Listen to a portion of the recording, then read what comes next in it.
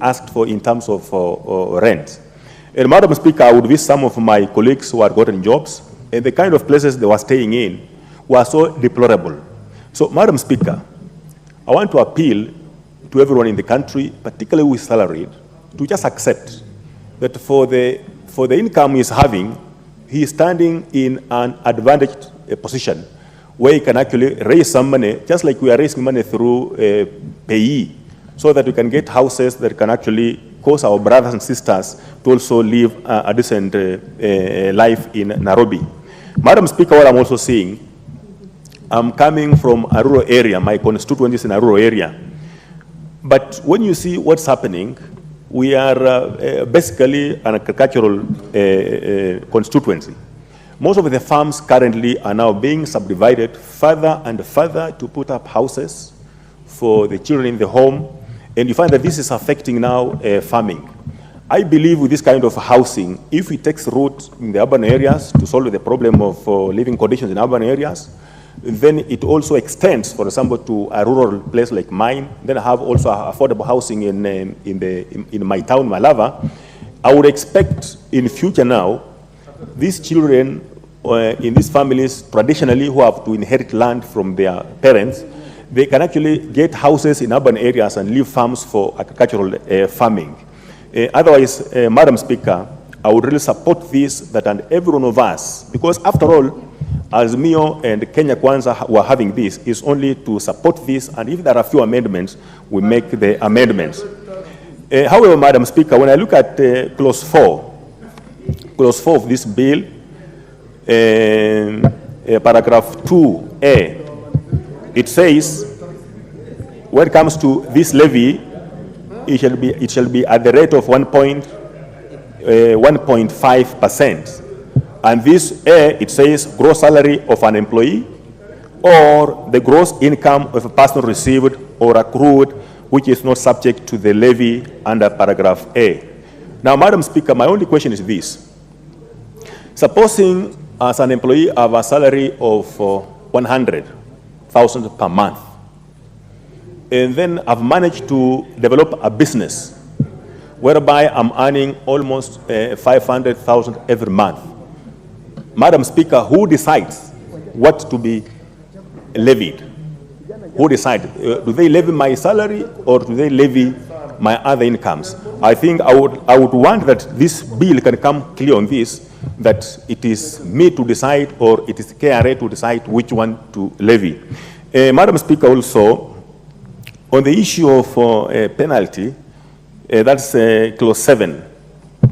Madam Speaker, I'm finding this a bit punitive, that on the 9th day of the following month, if this money is not remitted, then there is a penalty of 3% of the unpaid amount.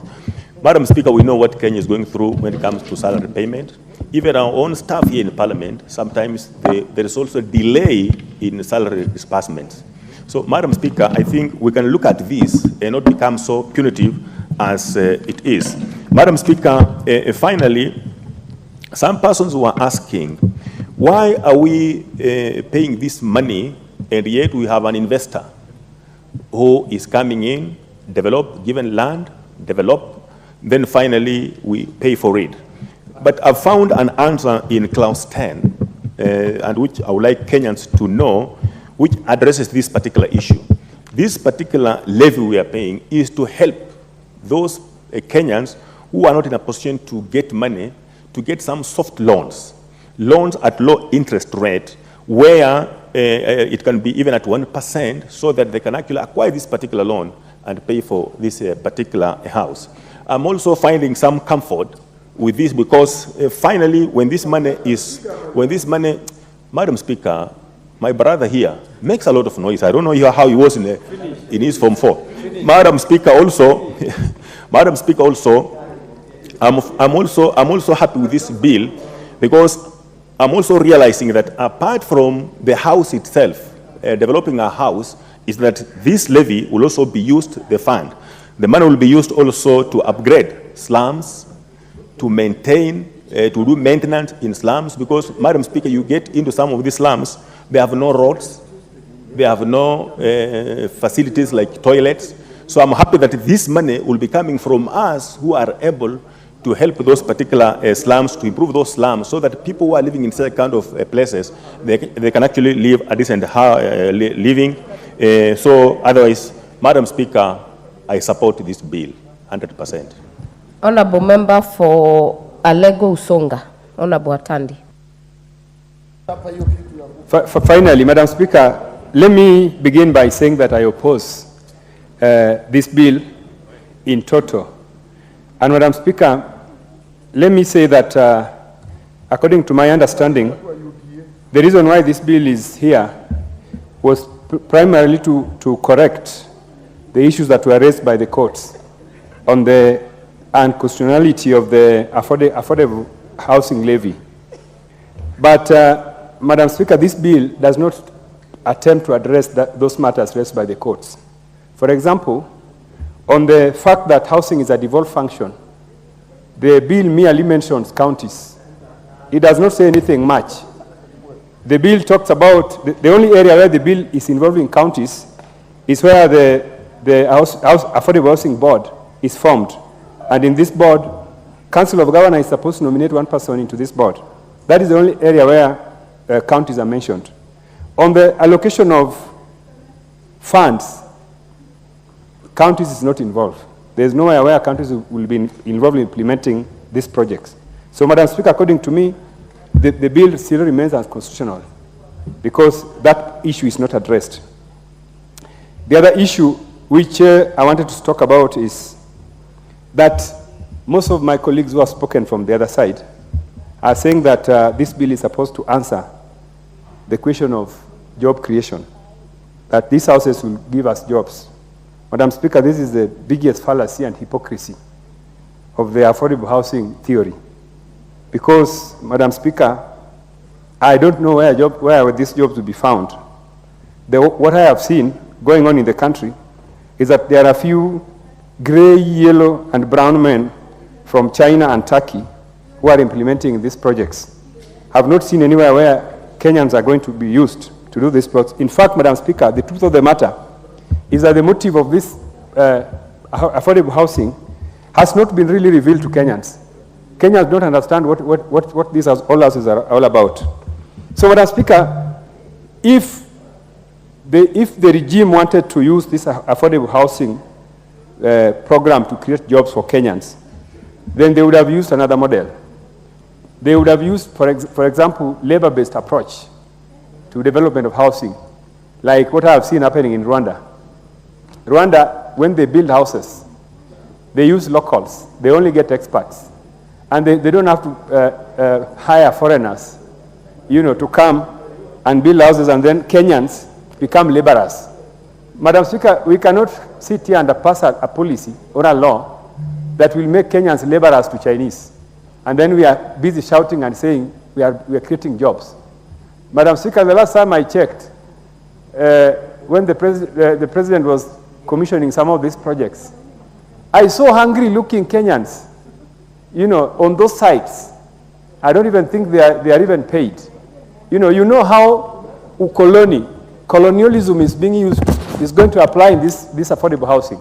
Madam Speaker, let us get serious. Let us stop this argument that these things are going to give Kenyans jobs. If you are going to ask Kenyans to go to these mjengos and earn 100 shillings per day, and then you are a president shouting and saying, I'm creating jobs. Madam Speaker, this is the biggest fallacy that this House should never entertain. The other issue, Madam Speaker, that I want to talk about is the part 3, which is talking about the affordable housing levy. Madam Speaker, affordable housing levy in this section, employed Kenyans are supposed to pay 1.5% of their gross salary into this fund. I have not seen anywhere where unemployed other Kenyans who are not in employment are also paying. It's not here. Or if it is there, I should be shown. Because my understanding of the court decision was that this affordable housing was discriminatory because only employed Kenyans were supposed to pay into it. But how are you correcting that? Because you are still asking only unemployed Kenyans to pay. And Madam Speaker, All the employed Kenyans have spoken. They have said they don't have additional extra income to support this program. So if the people who are supposed to pay for it are saying no, why is this autocratic bill being implemented, being forced down the throats of Kenyans? Madam Speaker, I oppose this bill because it is forcing employed Kenyans to pay for something which they don't need. Personally, I don't need this thing. I'm employed. Many other people in my family are employed. They don't need this thing.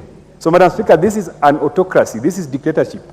And this House should never allow itself to be used to pass dictatorship policies. The other issue that I wanted to raise, Madam Speaker, is that Kenyans, it is true Kenyans may want houses. They may want affordable houses. But is it the most important priority? Because as a House, we need to, pass policies and laws that Kenyans want as a priority. In my view, I don't think this is a priority. Some people have sat somewhere and they've decided that we need to collect resources from Kenya, build houses and eat. In the end, Madam Speaker, this is going to be the biggest scandal in the history of Kenya. Bigger than Goldenberg, bigger than Eurobond, where the monies were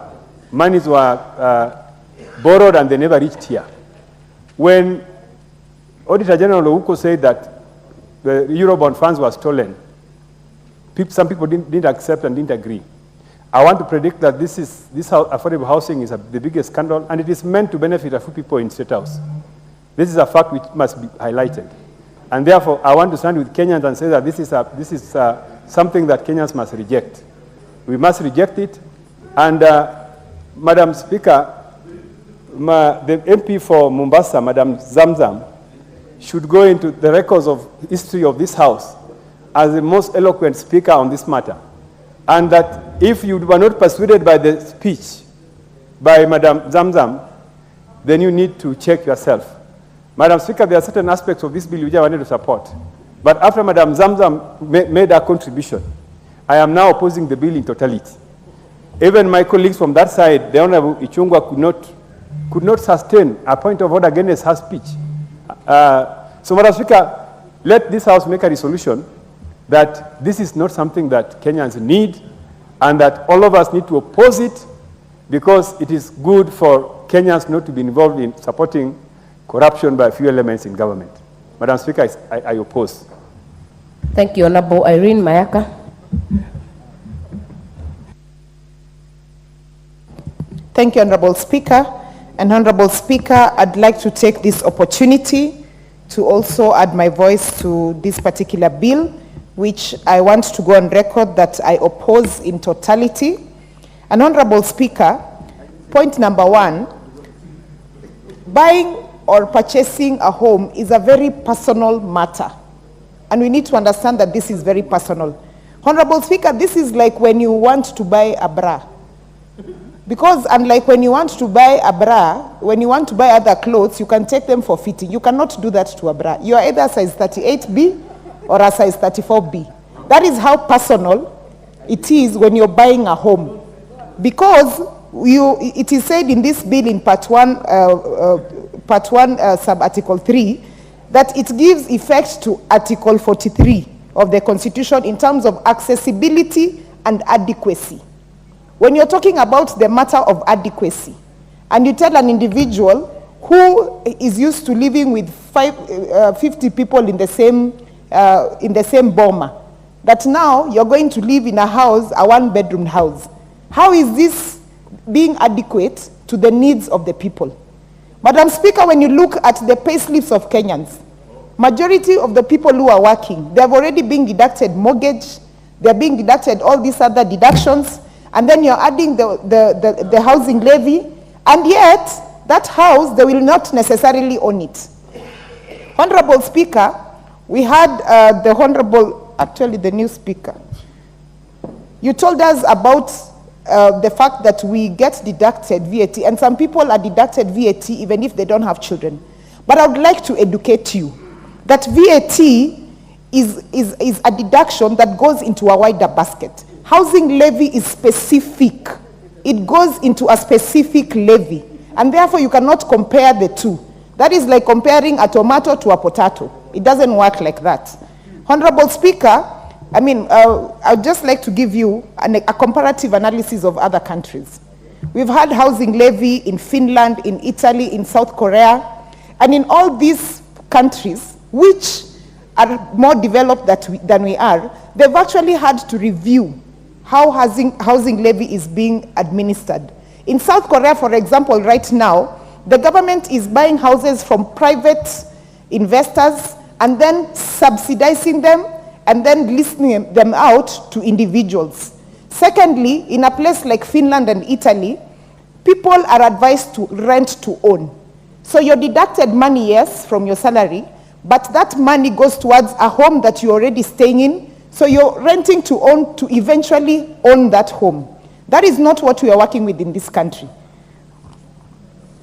Speaker, I'd also like to just look at part 2 of subsection 7, where it talks about that one will be able to pay a penalty upon delays.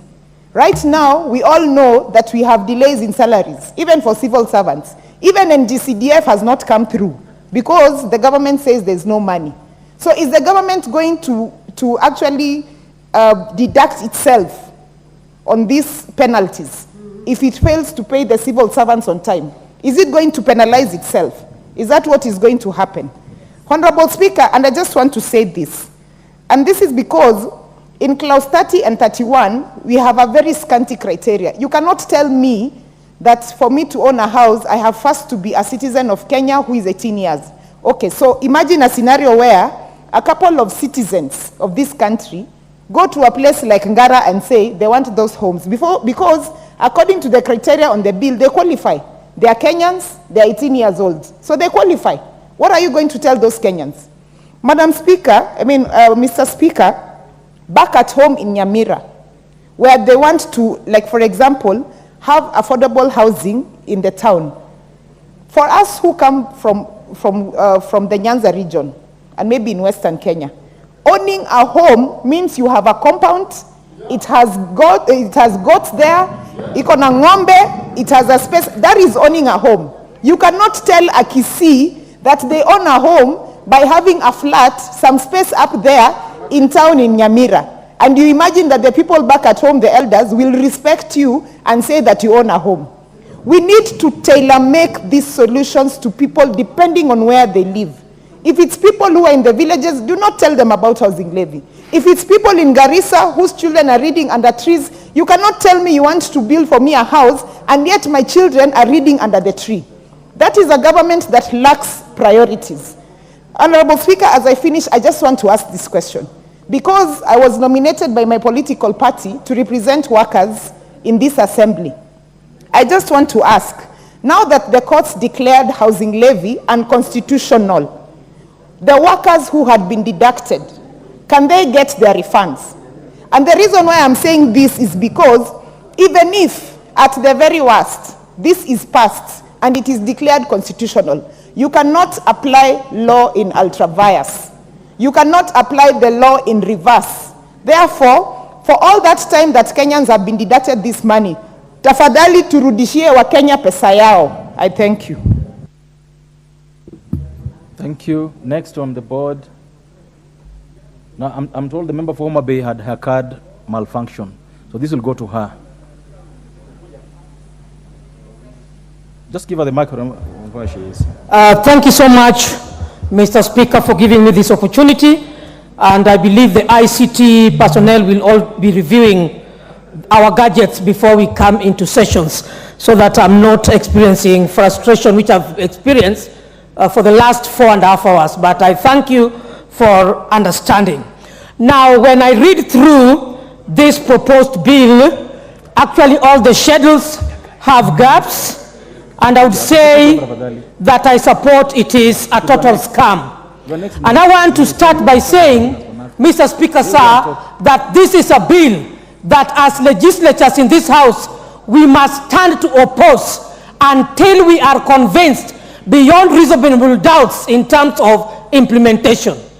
A good proposal, which even Azimio had in the manifesto, as our minority leader stated. I want to say and talk from the perspective of a project plan. And I want to dismiss instantly. There is no project which is implementable to conclusion without definite parameters of implementation, clear framework, and sustainability, which is output of a project. In this affordable housing, there is nowhere that we are mentioning sustainability. So the technocrats were not involved in this. A few people with their own passion and quest and thirst that they want to fulfill sat down, coined, and put it on paper, and no wonder it is being sneaked in as a rush. As legislators who are representing the citizens of this country, we know very well that we are undergoing tough times in this country. Even the members of the legislatures in this house are finding it rough, because when we get our pay slips, they are zero, deducted. You can't even understand from where you are coming from and where you are heading to. Yet we are the representatives of the people.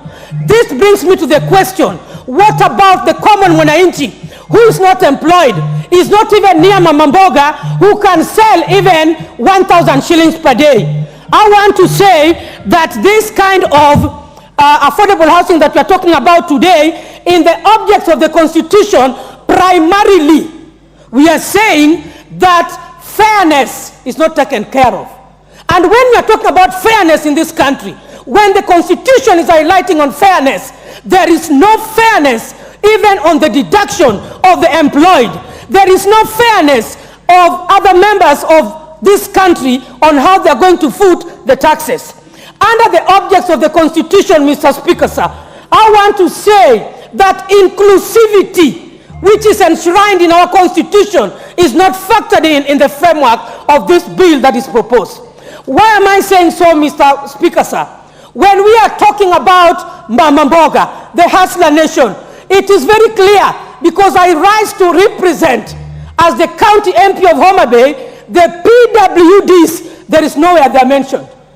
We want to say that even the inclusivity is not captured in this proposed bill, because at what point are the youths who are not employed, the women who are not employed, the PWDs who are there? So we are saying framework on inclusivity is missing in this proposed bill. Mr. Speaker, sir, it was very clear that this is a county bill. Yes, I agree. In the same Constitution, there is the interrelatedness of the county government and the national government. Mr. Speaker, sir, that is not clearly articulated in this proposed bill, because we are only seeing in the fourth schedule the aspect of the ownership and the board of management. We are sneaking in the CS, we are sneaking in the CEO, of whom I don't know the identification mechanism. Mr. Speaker, sir, we have 47 counties in this country. Mr. Speaker, sir, the framework of identification of the pieces of land is not articulated. Mr. Speaker, sir, we are talking of a public participation which is purported to have taken place. We know the segments of a public participation. Was there adequacy in the notice being provided? Was there involvement of adequate stakeholder and inclusivity of the same? Was it at the local level of the beneficiary who's going to get it? We only saw a spotted flashlight TV, some people seated with good bottles of water somewhere. Are we talking of affordable houses for Mama Mboga, or we are just imagining of things which are not right? Mr. Speaker, sir, I want to say that this house must hold and respect the court order. In regard of this was already stopped, it was important and necessary that we be firm as legislatures and arm of the government, so that we review what we want to bring in place. Because once we rush it, that we have to do this, then take it to the Senate House for corroboration, whatever, that is wrong. That is misleading, Mr. Speaker, sir. I want to say that I also want to highlight that there is prioritization of needs. Why am I mentioning that, Mr. Speaker, sir? What is this rush of the affordable housing? Yet this country, as a country, I'm bringing on board the issues that the government should address. Education, which is key important. Right now, as I'm speaking, we know very well that our education is in a total mess. If we are a government that prioritizes needs of the Kenyan citizen, why don't we look into issues which are weighty, that when we tell the Kenyans that these taxes are going to go to this kind of development, it is going to improve us? Mr. Speaker, sir, we have issues of water and electricity. What is this rush of affordable housing? Teachers have gotten loans and acquired houses.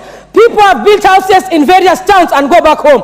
You cannot cheat Mama Mboga. There is no framework on which Mama Mboga is going to acquire this house. There is no framework in which the unemployed border, the youth is going to acquire this house. This is not a priority. There are households who are living in a grass thatch house, but they are doing business and affording to take their children to school. Let us support them. Mr. Speaker, I'm saying it will be wrong, it will be illegal for this House to accept and propose this bill and pass it through unless we want to take Kenyans into rush.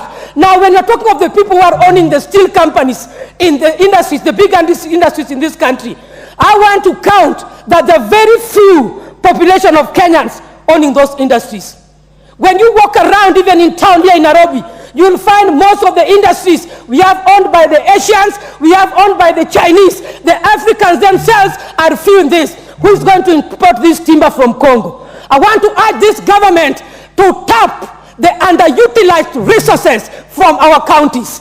Bring in investors and pour in and look for grants to ensure that in as much as affordable housing is moving on, resources are revived so that there is sustainability and increased funding, and in terms of improving our cost of living and economic status.